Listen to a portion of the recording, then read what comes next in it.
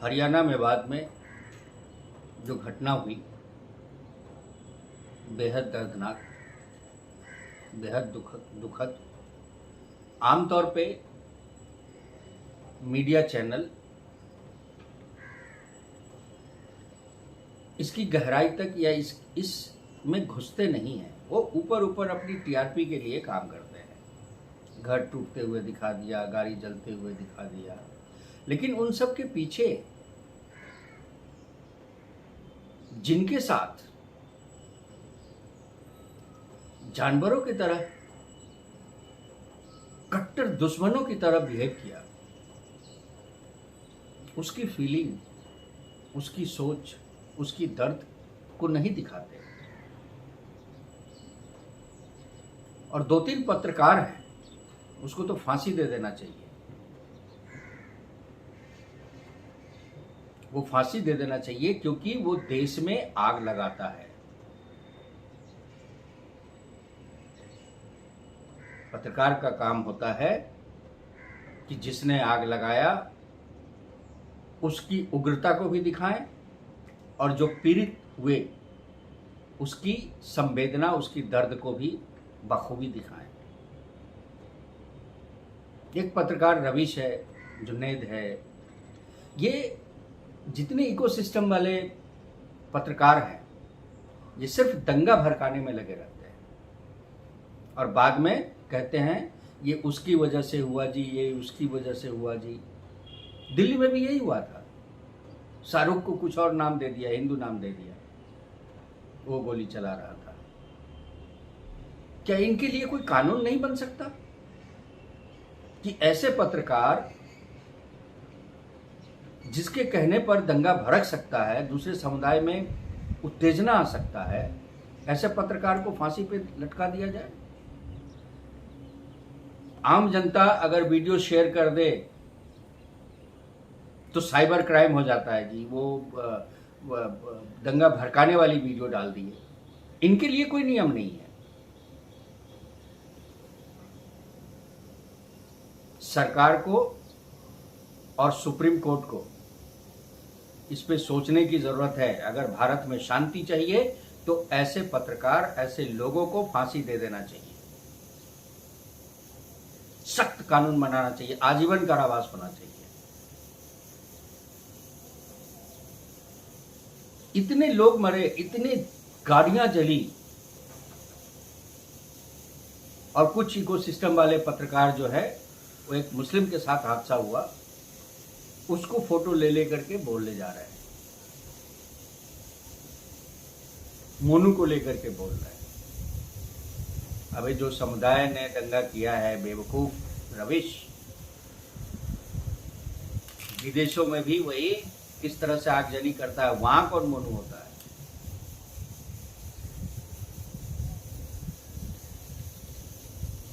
बंगाल में हिंदुओं के साथ अत्याचार हो, उस पे नहीं बोलना है। मतलब हिंदुस्तान में रह करके आप इस तरह के पक्षपात करेंगे? ऐसे पत्रकार को कोई कानून बनाना चाहिए। बहुत आक्रोश है जनता में। मैं अपने पीएम, अपनी सरकार और सुप्रीम कोर्ट से कहना चाह रहा हूं कि लोगों में बहुत आक्रोश है। आप लोगों को इस मुद्दे पे आंख बंद करके बैठे रहना।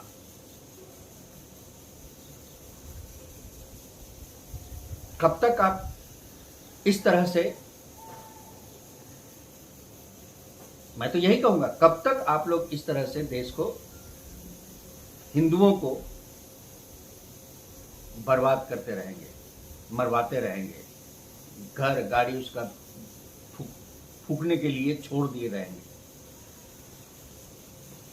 और दंगा हुआ, किया किसने?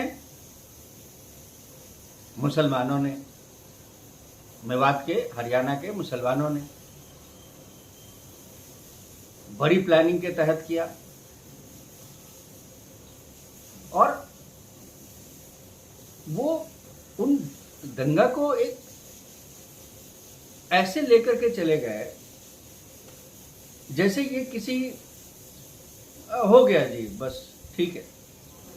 और आज जब उनका घर गिराया जा रहा है तो ये इकोसिस्टम वाले पत्रकार जिनको फांसी देना चाहिए, आजीवन कारावास होना चाहिए, ये कानून बनना चाहिए, वो लोग ये दिखा रहे हैं कि मुसलमानों के घर गिरा दिए, मुसलमानों को घर गिराया जा रहा है, मुसलमानों को त्रासदी दे रहे हैं। ये ओवैसी राजनीतिक पार्टी करता है हिंदुस्तान में रह करके, आग लगाता है ओवैसी, मुसलमानों को भड़काता है। राजनीतिक पार्टी हुआ इसका मतलब वो कुछ भी कर सकता है क्या? कोई कानून इस पे नहीं बन सकता कि राजनीतिक पार्टी हो, नेता हो या कोई भी हो, इस तरह की जो भड़काऊ भाषण होगा या भड़काएंगे लोगों को, उसको आजीवन कारावास होना चाहिए। बस वो बोले तो कुछ भी नहीं, कोई नहीं बोलेगा। रविश कुछ इस तरह की भड़काऊ बयान दे, भड़काऊ चीजों को दिखाए, जुनैद दिखाए, तो कोई प्रॉब्लम नहीं है जी। हिंदू कोई बोल दे तो सब खड़े हो जाते हैं, इसको अंदर करो, इसको जेल दो, इसको अरेस्ट करो। भारत के हिंदुओं को क्या हो गया? हिंदुओं को इस पे बहुत सोचने की जरूरत है। ये भारत में जो भी हो रहा है इकोसिस्टम के थ्रू, कि जब हिंदुओं को कुछ होता है तो ये इकोसिस्टम, यहां तक कि सुप्रीम कोर्ट भी चुप हो जाते हैं। और मौलाना ओवैसी, राजनीतिक पार्टी के कुछ मुसलमान चीख करके हिंदुओं को मारने, काटने, सब की ऐलान करते हैं। वो भड़काऊ भाषण नहीं है, उस पर किसी को दिखता नहीं है। अंदर अंदर जनता में इन सब बातों को लेकर के कायदे, कानून, नियम, कोर्ट कचहरी पे बहुत आक्रोश बढ़ रहा है। और ये सारे कायदे, कानून, कोर्ट कचहरी देश की जनता से होता है। जनता है तो ये है। और उसकी जिस दिन ये आक्रोश, कब तक दबाओगे आप हिंदुओं को हिंदुस्तान में? जिस दिन ये भड़केगा, न कोर्ट रहेगा न कचहरी, ये सब इस तरह का हो जाएगा। उससे पहले जो हमारे प्रतिष्ठित संस्थान हैं, जो उनको चलाते हैं, जो जज हैं, उससे पहले ऐसी नौबत नहीं आए। वो पारदर्शी बने और हर लोगों के लिए बात करें। और जो दंगा भड़काता है उसके लिए कोई ऐसी सजा बनाए, ऐसी कानून बनाए कि वो आजीवन अंदर सरे। क्या सुप्रीम कोर्ट कानून को ये नहीं दिखता कि ये लोग जिस तरह से किसी एक समुदाय को दिखाते हैं वो गलत है? नहीं दिखता? फिर दिख करके चुप क्यों होते हैं? या तो दिखता नहीं है, और अगर दिखता है तो चुप क्यों रहते हैं? फिर आम जनता अगर उसको पोस्ट करे तो दंगा भड़काने की मकसद से ये वीडियो शेयर किया गया जी। लेकिन ये खुलेआम जो बोलते हैं, वीडियो शेयर करते हैं, उस पर कुछ नहीं। क्यों? पत्रकार है। मतलब ये क्या है? नियम, कानून, कायदे, मतलब ये समझ में नहीं आता है। बहुत सख्त कानून होने चाहिए इस पे। और सारे पार्टियों के नेताओं और सीएम से ये कहना चाहता हूं कि ये नया भारत है। हिंदू को बोलने की ताकत दिया गया है। जो कांग्रेसों के टाइम में हिंदू को दबा दिया गया था, कुचल दिया गया था, वो आज बोलने की हिम्मत किया है, कर रहा है। और हिंदू जब बोलेगा, जब जाग जाएगा, तो ये राजनीतिक पार्टियों को सोचना पड़ेगा, जगह ढूंढना पड़ेगा कि कहां जाएं, क्या करें। हिंदुओं से एक ही अपील है कि वो जातियों में ना बटे। वो जातियों में ना बटे। आप जाति में बटे रहते हैं तभी आपकी बात सुनी नहीं जाती, न सुप्रीम कोर्ट में, न किसी दूसरे राज्य सरकारों की। जब आप एक रहेंगे हिंदू जब संगठित होगा तो आपकी सुनी जाएगी। आप टुकड़ों में 10 आदमी, 25 आदमी, 50 आदमी, जिस रेशियो में जो जात के लोग हैं उससे आपकी काउंटिंग नहीं होगा। अरे 7% है, उससे क्या करना, वो तो 15% है, वो तो 40% है। ये सारे परसेंटेज को जोड़ करके 100% होइए और हिंदू बनिए।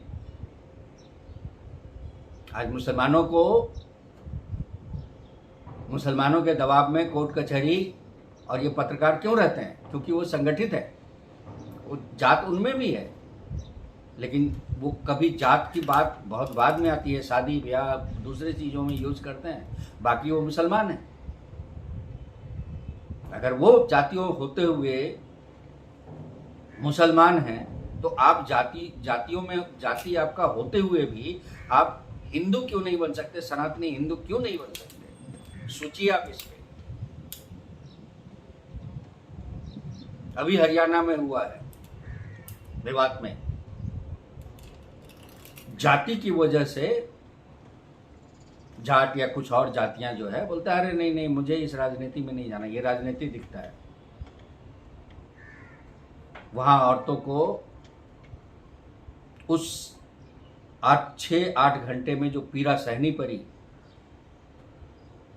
उस पे कभी सोचो, तब ये बात नहीं निकलेगी मुंह से।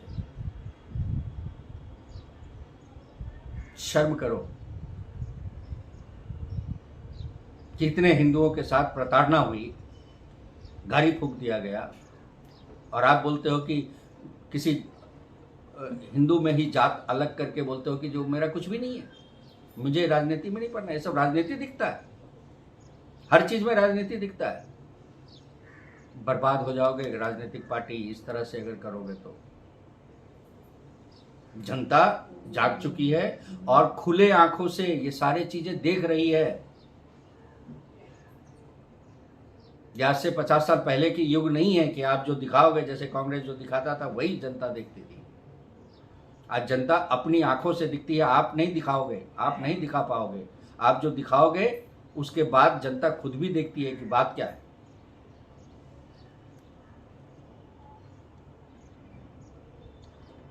मेरी 3 बातें हैं। एक, कि हिंदू संगठित हो। आपको कोर्ट कचहरी, सुप्रीम कोर्ट, राजनीतिक पार्टी, ये सब लोग आपको तवज्जो देंगे, आपको सुनेंगे, आपके अधिकारों को समझेंगे, आपका अधिकार मिलेगा। अन्यथा जातियों में बटे रहोगे। परसेंटेज ये लोग गिनेंगे, ये 5%, ये 10%, ये 17%, ये 25%। तो जातियों की जब परसेंटेज में बांट करके ये राजनीतिक पार्टी जानबूझ करके रखते हैं। संगठित हो जाओ, जब 100% बन जाओ और हिंदू बन जाओ, तब आपकी सुनी जाएगी, तब आपकी ताकत दिखेगी, और तब अब आप अपनी हित की बात के लिए दबाव डाल सकते हो। उनको भी सोचना पड़ेगा, सरकार को भी सोचना पड़ेगा, सुप्रीम कोर्ट को भी समझना पड़ेगा, कायदे कानून को भी समझना पड़ेगा। दूसरी बात कि ये जितने मौलाना या राजनीतिक पार्टी की ओवैसी कोई भी हो, पार्टी से हो या मौलाना हो या कोई हिंदू हो, जो भी, या कोई पत्रकार हो, रविश हो गया, जुनैद हो गया, ये बहुत 2-3 नाम हैं इस तरह के, सारे लोग जानते हैं। ये लोग दंगा भड़काते हैं, और उसमें कुछ राजनीतिक पार्टी भी है। अभी भी मेवात में कांग्रेस का लीडर, आपका लीडर निकला है। तो ये राजनीतिक पार्टी अपनी संख्या बढ़ाने के लिए, अपनी कुर्सी की संख्या, अपनी लीडर की संख्या बढ़ाने के लिए इस तरह की राजनीति करते हैं, इस तरह की दंगा करवाते हैं। इन लोगों पे, चाहे नेता हो, चाहे कोई भी हो, चाहे पत्रकार हो, ऐसी भड़काने वाली, जैसे आम जनता पे आप नियम लगाते हो कि कोई वीडियो नहीं डाले, नहीं तो उससे दंगा भड़केगा, तो इन लोगों पे भी सेम कानून लगाओ और पकड़ के अंदर करो। और जन्मजात अंदर, मतलब आजीवन उसको अंदर करो, उम्र भर की सजा दो, उसकी उम्र कैद दो। नहीं तो हम यही समझेंगे कि आप देश में हिंदुओं को प्रताड़ित होते, मरते, जलते देखने में इंटरेस्टेड हो। धन्यवाद। जय हिंद, जय भारत।